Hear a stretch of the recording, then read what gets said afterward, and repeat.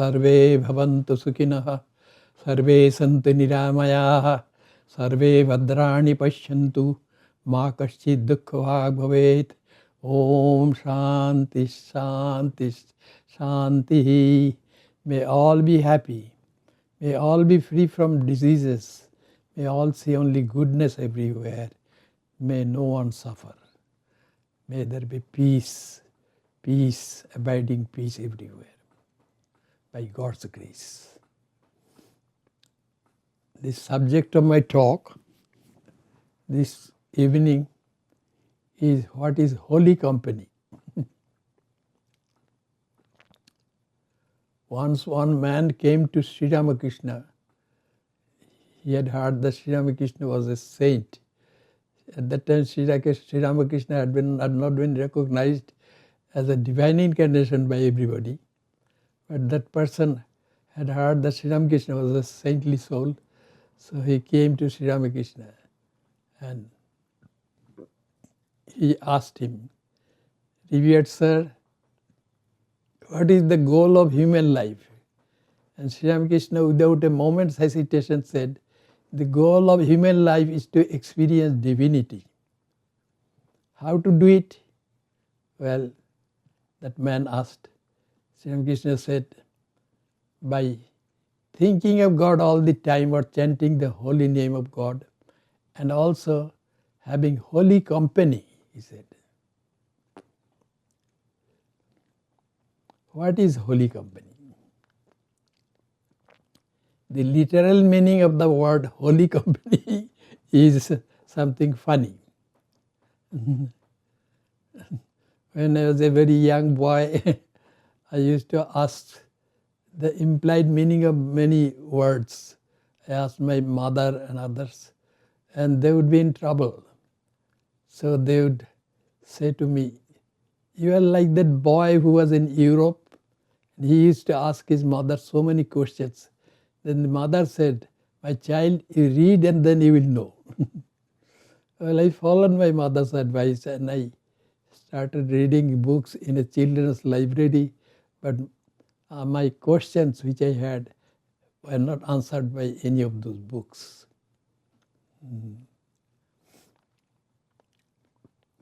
Eventually I found a book to buy which I didn't have to spend anything, and that book answered my questions.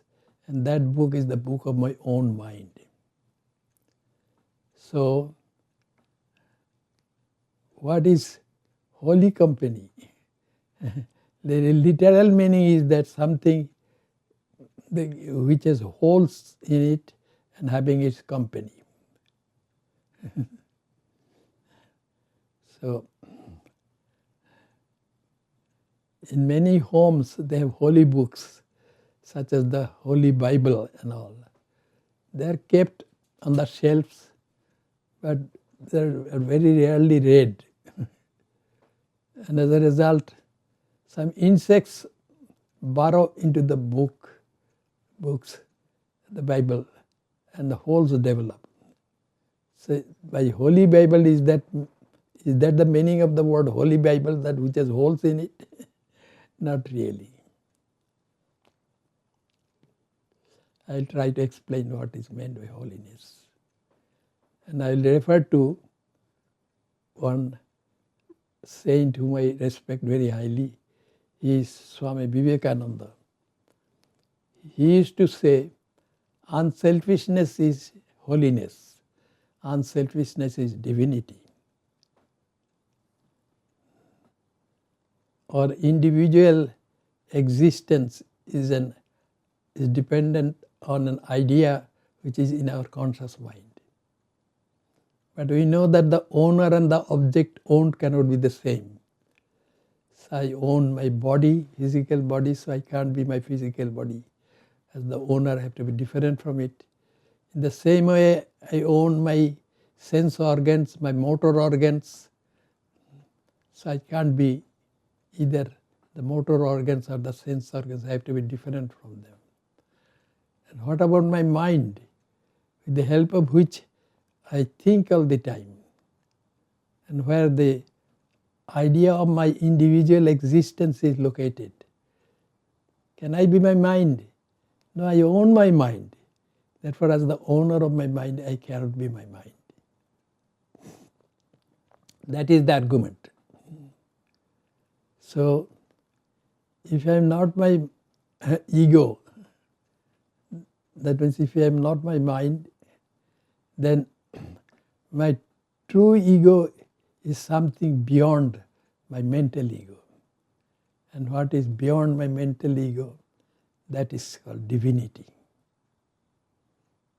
That is divinity, all-encompassing. This ego is like the ocean, and our individual egos are like so many waves in it. And each individual's mind is like a wave. So that person identifies with his mind. That means that wave. That's why that person thinks that he or she is a wave in the ocean. But truly speaking, when that identification with the ego will be gone, false ego, then the true ego will evolve, which is infinite ocean, that is divinity.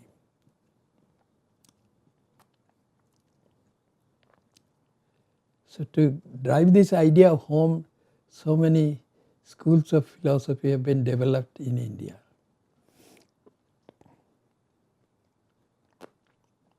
According to some idea in Hindu philosophy, people live in a world of dreams. This world is not real.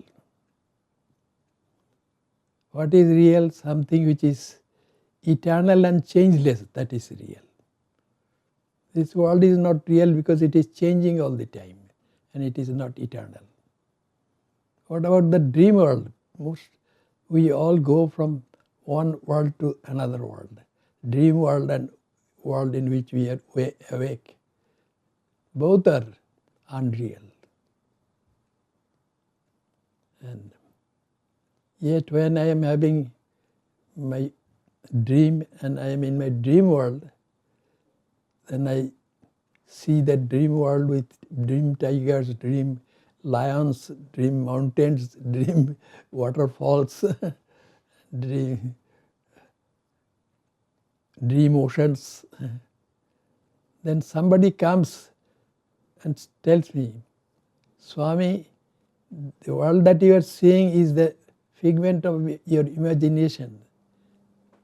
This world is not real. You have created this world by your own mind.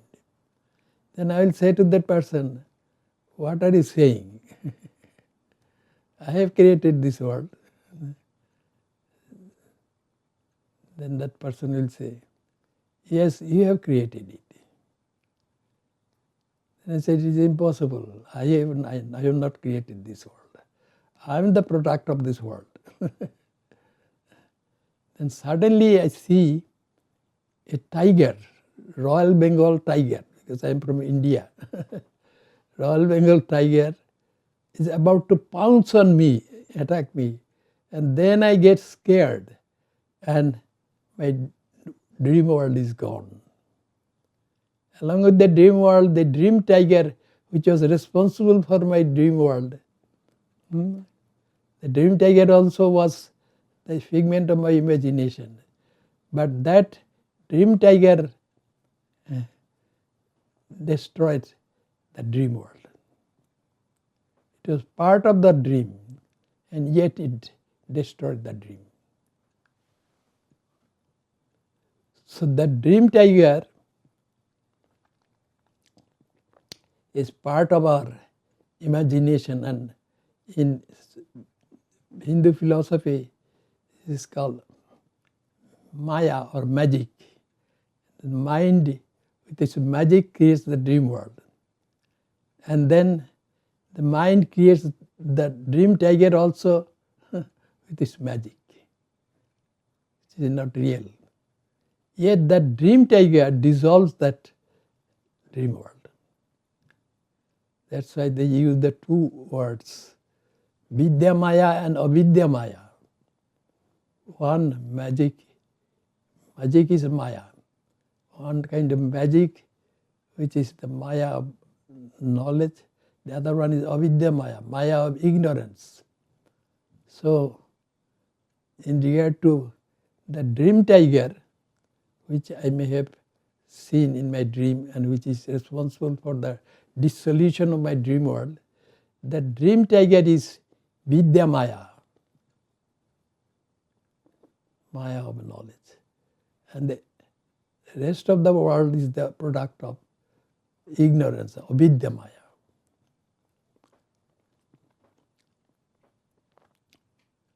So that's why in Hinduism it is said, Uttishtata, Jagrata, Praipya Varan Nibodhata. You are so many somnambulists. You get up and become awake.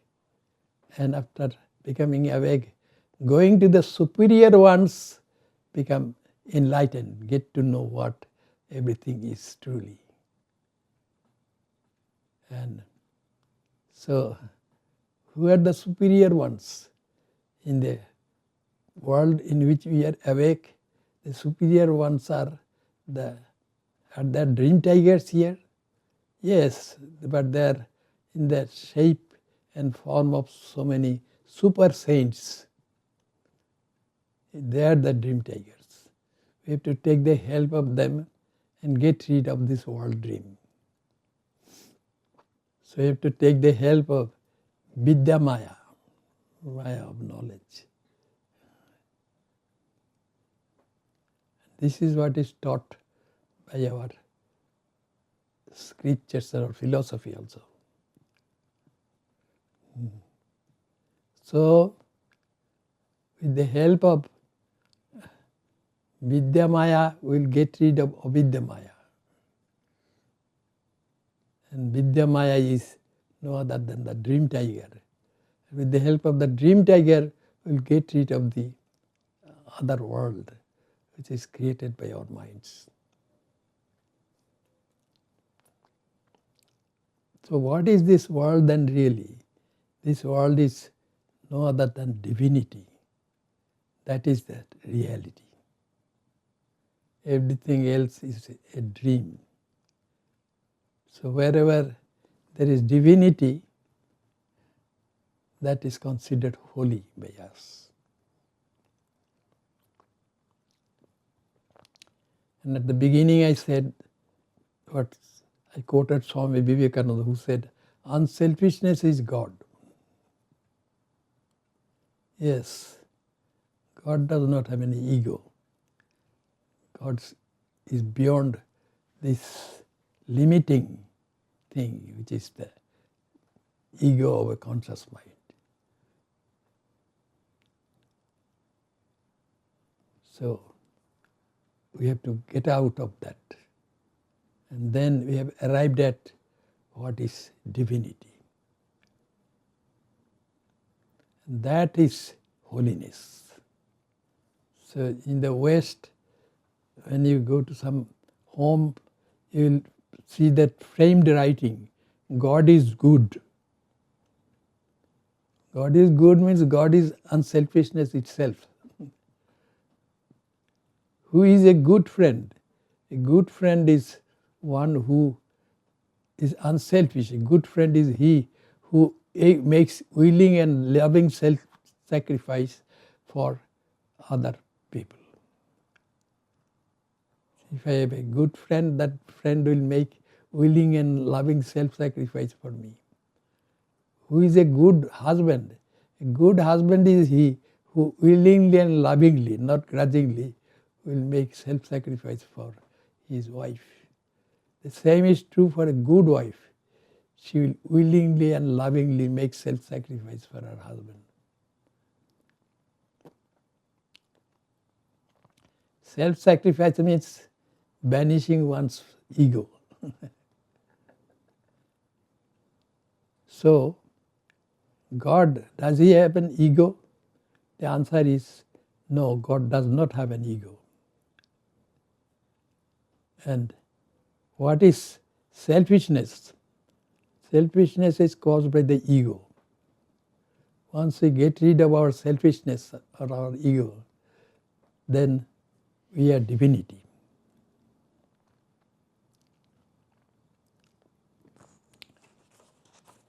There are some great sentences in Hinduism or Vedanta, they are called Mahavakyas, that means great sentences. And they teach that everyone and everything is divinity. Sarvam Khalidam Brahma, everything is divinity.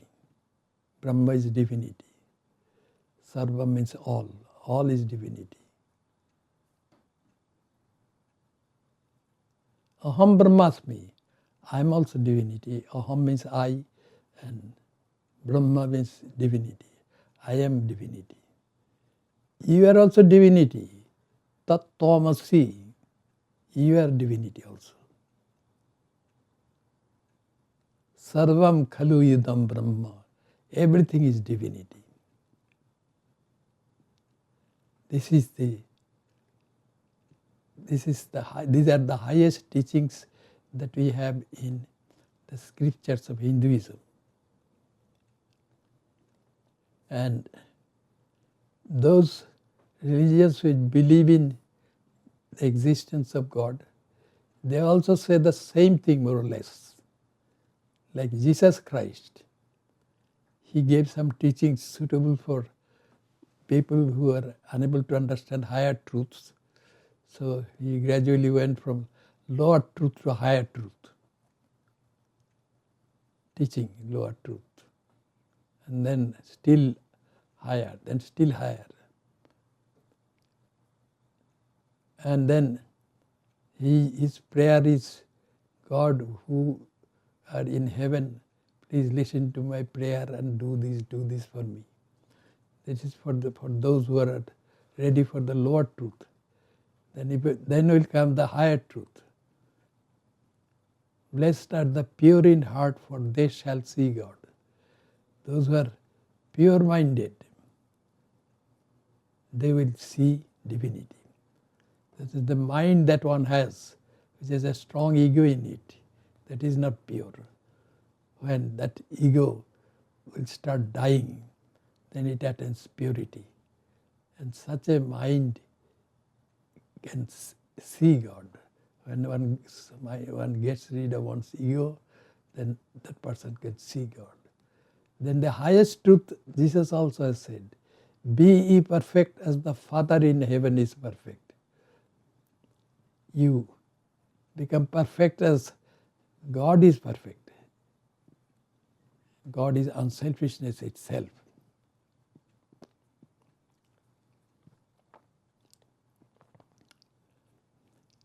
I belong to a monastic order which is known as the Ramakrishna Mission in India. So a young man has joined the monastic order, and then an elderly Swami is asking him, do you know the name of the organization which you have joined? And then that young man will say, it is the Ramakrishna Mission. Then the elderly Swami will say, no, it is not Ramakrishna Mission, it is Ramakrishna Machine. What kind of machine? Ego crushing machine, false ego crushing machine. That's why we become monks. So to have the company of the holy, I had the great opportunity, because when I was in our headquarters in India, which is located in Belur Mod near Calcutta, there our headquarters had many elderly monks. They are retired monks, and I lived with them, even though I was a young monk.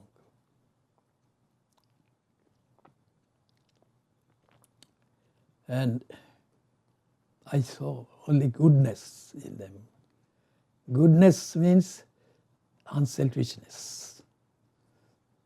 Then a time came when I used to think that if there is heaven anywhere, then the heaven is in our headquarters, which is in Belur Mod Monastery. But I could not stay in that heaven. I was sent here from Melbourne to Seattle. This is also heaven, because God is present equally everywhere. Sarvam khalu idam brahma.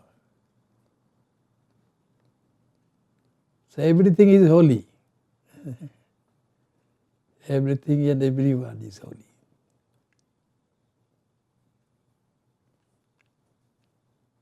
Sri Ramakrishna, who is considered the divine incarnation by us, never identified with his body. That ego was not there in him. It says a person with ego says, I am this, I am that, and so on. He used to say, replace your mind with thine. That means everything is divine. So Sri Ramakrishna would see divinity everywhere. So once a photograph of him was taken by some photographer. In those days, photography was a rare art. One had to go to a photographer to have picture taken. And one photographer came and took his picture when he was in union with divinity. He had no body consciousness at that time. At that time, the photographer could take his picture. The copies of that picture were distributed. One copy came to Sri Sarada Devi. From worldly point of view, the wife of Sri Ramakrishna, but from spiritual point of view, she was this spiritual consort of Ramakrishna. Spiritual companion, that's all. That was the relationship. And when she saw the photograph of Sri Ramakrishna, she brought that photograph and showed to Sri Ramakrishna. Then something strange happened. Sri Ramakrishna then saluted that picture. And the Holy Mother, Sri Sarada Devi, we call her the Holy Mother, she thought it was a bad sign. Most probably Sri Ramakrishna would not remain alive in this world. That's why he was saluting his own picture. Then Sri Ramakrishna understood. Then he said to comfort her, said, don't worry, a day will come when this picture will be worshipped in many, many homes. And that day has already come. In the world now, particularly in India, many thousand people look upon Sri Ramakrishna as divinity in human form. Such divinity is called divine incarnation. I have told you at the beginning that divinity is equally present everywhere, but equally not manifested everywhere. In a non-living object, such as a chair, divinity is equally present, but not manifested at all. And a human being has more manifestation of divinity, because human beings have consciousness. Anything equipped with a mind has more manifestation of divinity. That's why it is doubtful whether the plants have divinity in them in that sense. Because do they have their minds? Well, it is not known that they have minds. It is the human beings and the animals that have minds. So divinity is manifested in them more than in plants and in non-living objects. But the non-living objects also have the same divinity. Divinity is equally present, but not equally manifested. In a divine incarnation, divinity is manifested so much that if I consider divinity as a light bulb, then Sri Ramakrishna is a multi-trillion watt light bulb. Other people who For 1000 watt light bulbs, they are considered saintly, they are considered holy. That light is holiness. And then in plants and other objects like chairs and tables, divinity is equally present but not manifested at all. So, holiness is equally there everywhere, but no holiness is not manifested equally everywhere. And holiness is no other than divinity.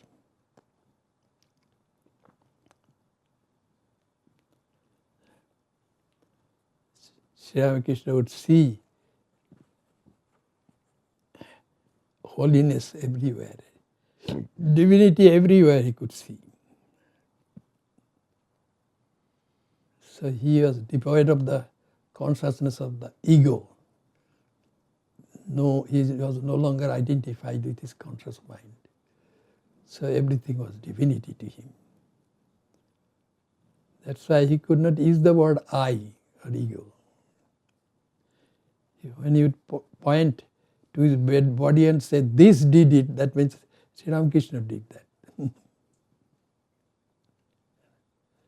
This experienced divinity, that means Sri Ramakrishna experienced divinity. Because he had experienced that everyone and everything was divinity. I feel myself very fortunate that I am in that ego-crushing machine of the Ramakrishna mission, Ramakrishna Order. This false ego will die, and eventually that true ego will be manifested. That true ego is divinity itself. That is holiness itself. Unselfishness is holiness. This is why Swami Vivekananda used to say unselfishness is divinity.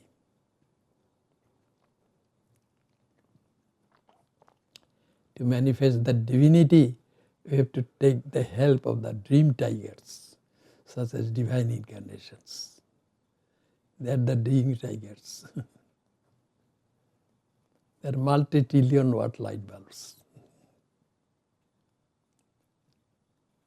Thank you very much for listening to this talk.